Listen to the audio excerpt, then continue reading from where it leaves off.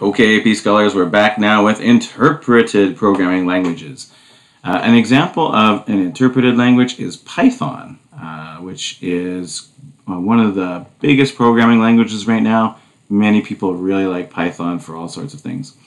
So how is it different from a compiler? If you look at this diagram, it looks very similar. It's just missing the executable file. It still has the editor where someone types in source code, which is your text that represents your language.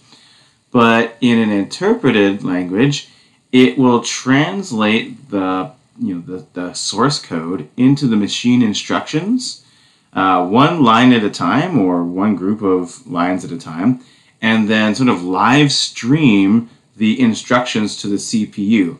So the running program is sort of like a live performance of the source code.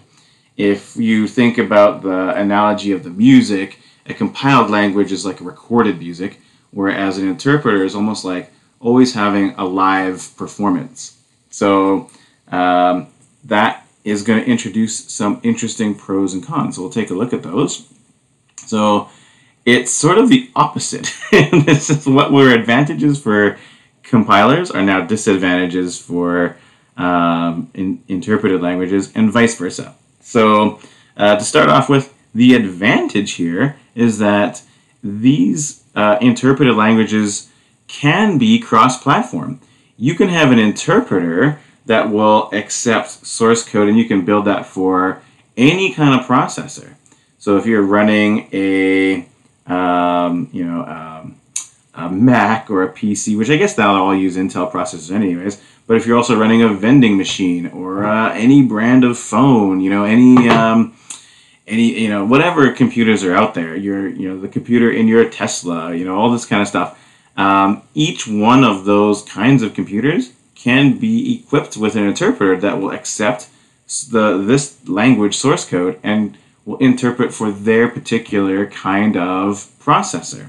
So there can be many different interpreters, but they all accept the same source code file. So if you have that source code file, you can stick it in any computer that's equipped with that interpreter, and it'll run. So you can make, programs that are cross-platform that run over any brand of phone, for example. That's a big deal because so many different brands of phones out there. Any hardware you want, really.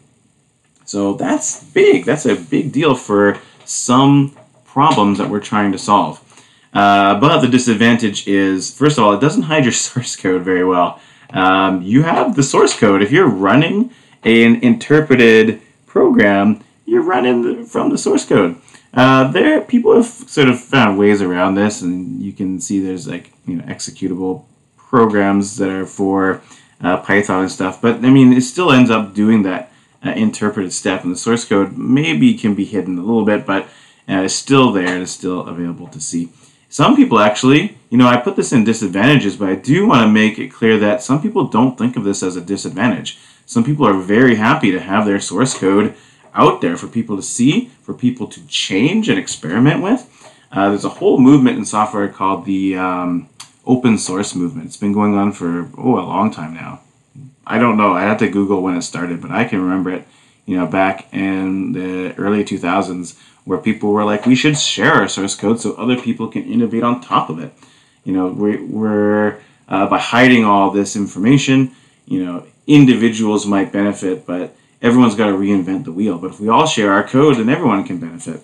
So, that's not necessarily a disadvantage, but I'll put it over here as a disadvantage because of the sort of financial incentives that might, prevent you from using an interpreted language. But the big disadvantage is they're not as fast. That is the Achilles heel of the interpreted language. And the reason why is because, if it's going to be running, say, FIFA, I don't know why I chose that game. I don't think I've ever played a FIFA game. Maybe I should choose NHL. I love the NHL games. Or at least I guess I haven't played one recently, but I used to play all of the NHL games going back to the original. Probably stopped around NHL Slapshot for the Wii, because once you can actually physically body check someone and it works in the game and you're like hitting the person beside you, like what more do you need? That's like peak hockey video game experience. So anyways, say this is an NHL video game, hockey video game. it needs to be fast, right? But guess what? It's live translating that source code every time. That step is already done by EA, usually in their games, from a compiler. But now it's got to not only run the game, but it's got to wait for the source code to get translated into machine instructions. So it's like we're doing two different things. It's translating and running. So that uses up CPU's resources, or the processor's resources. And might bottleneck too when, like, what if the game is faster than the interpreter? Like, what if this game is waiting for the next instruction? It can't do something until the interpreter gets there. So this is slower. And Python isn't actually as slow as it sounds. It's sort of like a basic kind of interpreter concept, but definitely the folks who make interpreted languages are very, very bright engineers, and they've sort of figured out ways around this. They do have some aspects that are pre-compiled. Some parts of their programs are compiled, and they have libraries that are compiled for 3D graphics and things like that, some advanced math. So the innovative interpreted languages have found ways to try to address this speed issue, but they're never going to be as fast as a compiled language, because there's just this extra step that requires the computer to be doing this, as the instructions for this and the instructions for this. So you're just not going to be able to be as fast. And given our computers are so fast nowadays, sometimes it doesn't matter. Sometimes we just have so much excess computing power that it doesn't really matter if we're interpreting or compiled. Our computers are so much faster than the programs that we're running.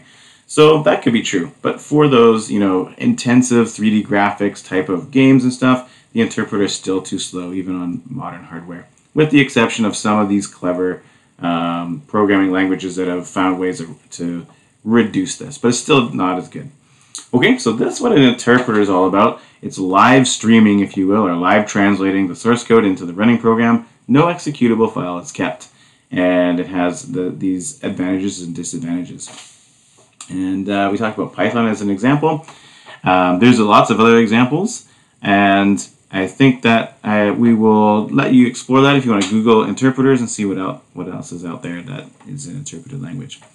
So that's the end of this video, and we're going to go now to a third video, number 3. It's going to be about Java and how Java is different, and it looks dumb on the surface. It really looks like you just put these two together, and like, shouldn't it be like the worst of both worlds? But surprisingly, it turns out to be the best of both worlds in many cases, in all the cases where Java is useful, and actually becomes quite a potent solution to age-old problems. So we'll talk about that in the next video. Thank you so much for tuning in. We'll see you in a little while, I guess.